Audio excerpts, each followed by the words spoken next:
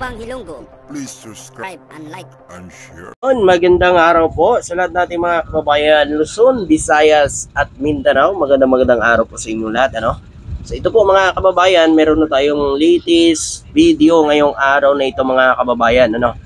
Nagsagawa ng unang resupply mission ang Pilipinas sa Ayungin Shoal pagkatapos umano makipag-deal sa China. So alamin natin mga kababayan kung hinaras ba ng China ang mga barko ng Pilipinas na may dala umano ng mga supply sa Ayungin Shoal, na alam naman natin mga kababayan, bawat resupply mission na lang ng Pilipinas, no, simula na maupo si PBBM, ay lagi na lang umano hinaharas ng mga barko ng China, no? Kung saan pa mga kababayan, isa sa mga sundalo natin ay naputulan ng daliri dahil sa panghaharas umano ng mga barko ng China o ng mga China Coast Guard. Na ngayon mga kababayan, nakikita natin ngayon, tuloy pa rin sila sa pagiging agresibo nila dyan sa West Philippine Sea. At nagpatupad pa nga ito ng trespasser na maaaring nang mag-detain ng mga dayuhan na lumagpas umano sa kanilang mga dash line o sa kanilang mga teritoryo. Iyan ang binabantayan din ng ating Philippine Navy, Philippine Coast Guard at Bureau of Fisheries Aquatic Resources na maprotektahan ang ating mga mangingisdang Pilipino na nangingisda umano sa West Philippine Sea mga kababayan. So ito po mga kababayan, meron na kasing balita. Alam na mga kababayan natin, ibinalita yan sa lahat na pahayagan, sa lahat ng news, para alam po ng taong bayan na meron pong deal ang Pilipinas sa China. Hindi katulad po ng araang administrasyon, meron gentleman agreement, sila lang ang nakakaalam. Hindi alam ng taong bayan, hindi inanunsyo, hindi man lang pinalabas sa TV, sila lang ang nakikipagsundo. So hindi alam ng taong bayan, kahit ang ating mahal na Pangulo ay hindi maintindihan kung ano ba ang ipinagkasundo ng nakaraang administrasyon sa West Philippine Sea, na wala naman daw kasulatan, na sinasabi ho ng China na mayroon daw kasunduan ng Pilipinas. Mayroong kasunduan daw ang Pilipinas na bawal magdala ng mga construction materials at hayaan na lang daw itong BRP Sierra Madre na malubog at masira, no? Hayaan na lang magunaw o matunaw itong BRP Sierra Madre. Ayaw nila na ipagawa ito sa Pilipinas. Ang iniisip ko lang dyan mga kababayan, kahit sino mga Pilipino, kapag ito'y mawala na, itong BRP Sierra Madre na ito mga kababayan na naka-outpost dyan, ay wala na tayong tanda mga kababayan sa ating mga teritoryo. Kaya yan mga kababayan, pinagpapatibay yan ng ating mahal na Pangulo, para maging tanda yan sa ating mga teritoryo. Ito, babasahin ko lang po mga kababayan ang unang resupply mission na ginawa pagkatapos ng deal ng Pilipinas at China sa West Philippine Sea.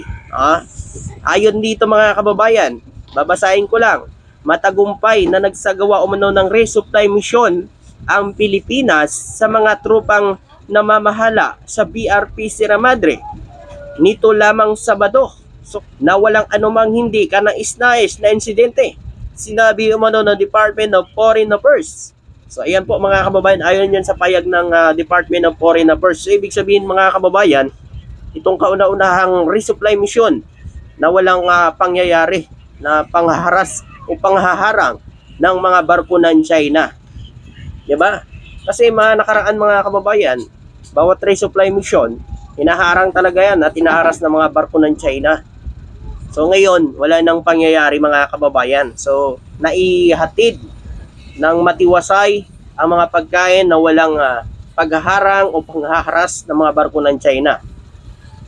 At ayon pa dito, ito ang kauna-unahang rotation, provision, mission simula nang umabot ang Maynila at Beijing sa isang kritikal na kasunduan pagkatapos umano ng buwan na mas matinding tensyon sa Ayungin Shoal. Isang tampok umano na nasa loob ng 200 nautical miles exclusive economic zone ng bansa na inaangkin din ng Beijing bilang bahagi ng teritoryo nito. Yan kasi masaklap sa China mga kababayan. Hindi ho nila sinusunod itong 200 nautical miles, no? pasok pa sa teritoryo ng Pilipinas. Ayaw kasi sundin ng China ang UNCLOS mga kababayan, na sila talaga ang nagpapatupad ng batas. Dahil kung wala siguro yung UNCLOS na yan mga kababayan, ay siguro nagkakaguluhan na dyan sa mga pag-aari dyan sa mga teritoryo dyan sa West Philippine Sea o sa South China Sea mga kababayan. Subalit ang China kasi hindi ito sinusunod. Pero sila mga kababayan ay pumirma dyan. Nasundin yan ang UNCLOS. No? Kahit sinong bansa. Dahil yan ay napagkasunduan na mismo ng lahat na bansa mga kababayan. Nasundin niyang international na batas. Batas sa karagatan. Balit itong China, no, hindi nila kasi sinusunod. Kaya mga kababayan, halos mga kalapit na bansa katulad doon ng Vietnam. Mga kababayan, meron din na claim ang Vietnam dyan sa West Philippine Sea. Pero ang China ay hindi ito tinanggap. Ayaw ito payagan ng China. Ang claim ng Vietnam, ayaw niyang pag-usapan. So ngayon, ang Pilipinas, open po sa Vietnam na pag-usapan po ng Pilipinas kung ano po ang kiniklaim nito sa West Philippine Sea o sa South China Sea. Ang China po hindi ho papayag mga kababayan. Hindi siya papayag na meron ding claim mano ang Vietnam yan sa South China Sea o sa West Philippine Sea. Diba? So hindi lang ang Pilipinas, halos mga nakapaikot na bansa sa China ay kanilang kaaway dahil yan sa pagiging gahaman nila sa mga teritoryo o sa mga strategy nila. Porket malaki sila na bansa, ganyanin na lang ang mga maliliit lang na bansa, no?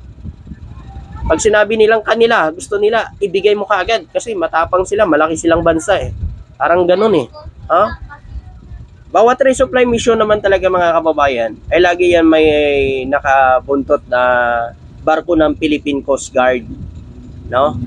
Para siyempre mga kababayan, alam niyo naman, simula noon mga kababayan, mga resupply mission lagi na lang ilang barko ng China, water cannon, hinaharangan ng ating barko. Minsan mga kababayan, ginagawa pa ng China, 'di ba? Barko ng Pilipinas, mga kababayan, una na. Hinahabol ngayon ng China yan. Pagkahabol ho ng China, biglang i-cross ang barko ng Pilipinas para sabihin nila binangga sila ng barko ng Pilipinas. Subalit hindi ho nila kasi meron tayong mga kasamang media. Meron kasamang media po ang Philippine Coast Guard.